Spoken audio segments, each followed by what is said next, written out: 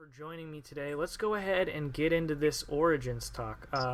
So as I said, John, you are now a two-time regional champion. You won the regional tournament at PAX, and you just got first place at the regional tournament at Origins.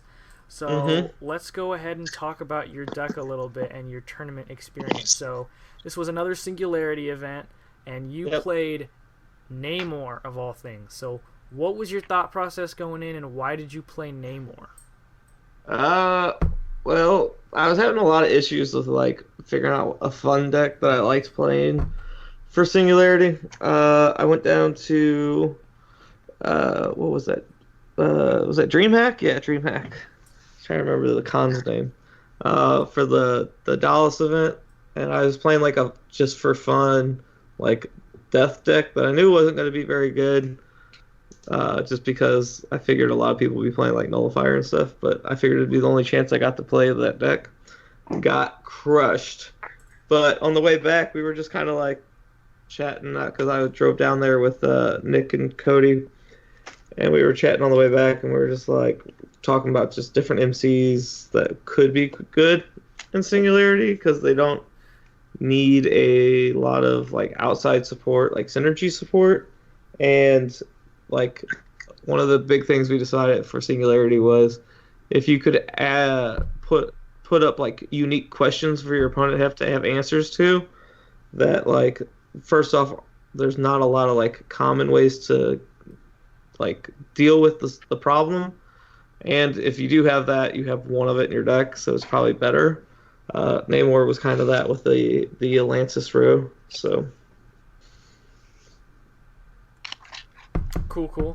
So, were you at all worried that there would be maybe a lot of Thor? Can Namor hang with Thor and all the other Trinity and all that?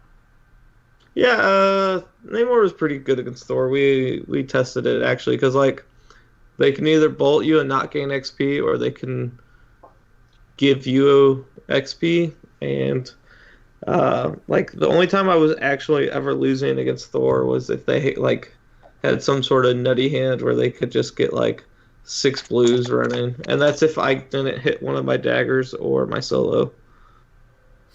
So I had a super good win rate against Thor and against Mystique, because Mystique we found that there was just a lot of ways to play around her.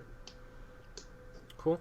So as it turned out, though, there were 0 Thor players, I think 1 Mystique player, and 0 Dark Phoenix.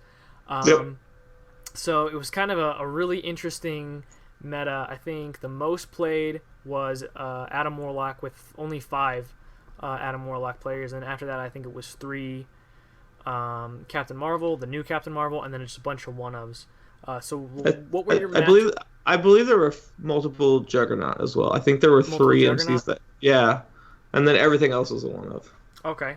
Cool. Yeah. So how were your matchups against the decks that actually showed up, and how did your rounds go? I was actually, it turned, because my group we never got to play against Captain Marvel, because before this weekend we didn't have that set. We couldn't get our hands on the was that Cosmic Avengers, I believe? Yeah. So we never played against Captain Marvel. That deck just swamped me, because I didn't actually draw any of my early game disruption, any of my Iceman or my Wasp or anything like that, which you really need against her. So that was one of my losses in Swiss.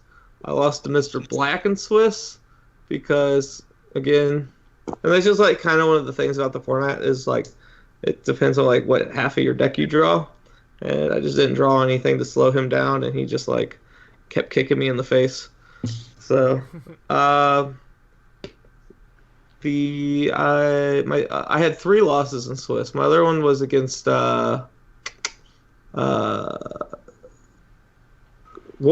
Adam Warlock, actually, and it was the last round of Swiss, and I actually played him first round of top 8, and I actually had pretty good control over the board. I just only I couldn't find another another green. I was 1 green away from winning the game, multiple turns in a row. Cool. So So how did your top 8 go? So you said you played the first round. You played against Adam Warlock in top 8, yeah. and then in top Uh, 4. yeah, top 8 we did Adam Warlock. The first game I won through uh, Scarlet Witch, which we'll probably talk about more here in a little bit because that was like the big point of my finals match.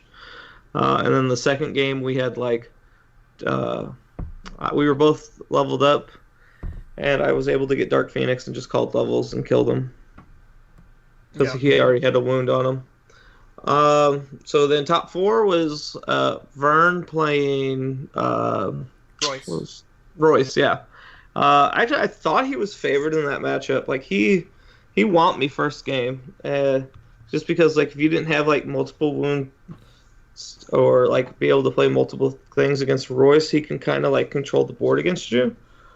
I feel like I played the first game a little wrong, but I was able to figure out about 3/4 of the way through that match, or through that game, what I was doing wrong, and I was able to correct it for the next 2 games.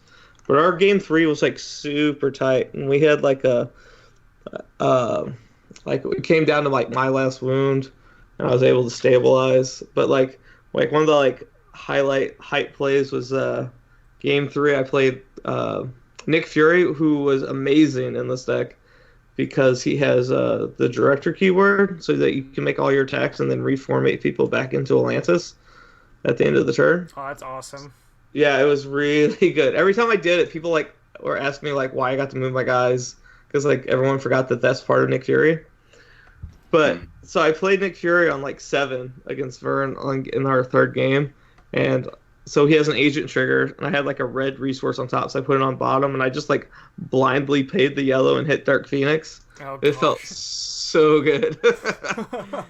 Like I was already pretty stabilized, and I had like a pretty good grab on the board, but like that like was that much extra that was able to like for sure stabilize the game. Does that trigger it? Does it say you recruit it for free?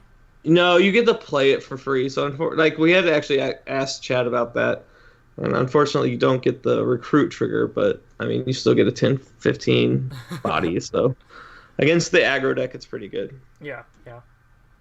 And then in the finals, you played against Robert Smallwood, former Gen Con champion, former Origins champion. How did that matchup go? What was he playing? He was playing Warlock, and we decided, since it had been such a long day, that we were just going to play best of 1. And so that game. Let's see here.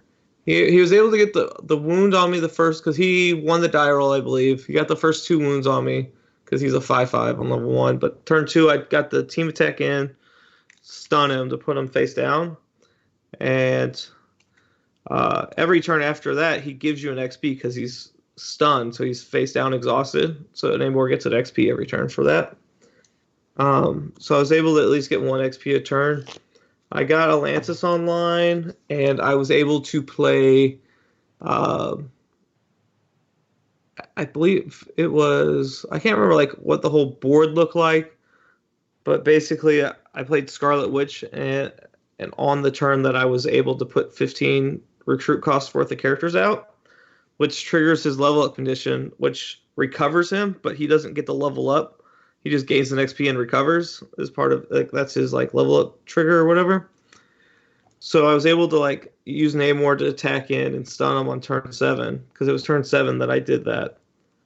And so it just puts him back down. He can't recover again. And then turn 8, I played Thanos. It made him gain another XP and recover as an 8/8.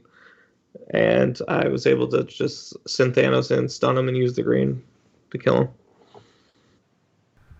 Nice, and that was it. That was all she wrote. You got your second Red Skull mat, your second regional champion win. Did they say if you're gonna get a second buy at Gen Con? No, they told me that you only get 1. That the second one got it actually got passed down to Smallwood. Smallwood gets that. All right. Well, yeah. That's kind of a shame, but that.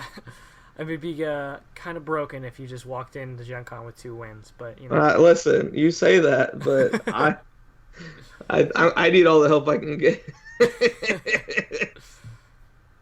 All right, well that's awesome. Congrats on the win. It's really cool to see it be with a main character like Namor that I don't think anybody was really expecting. Yeah, a lot of people had to read him. It was pretty funny.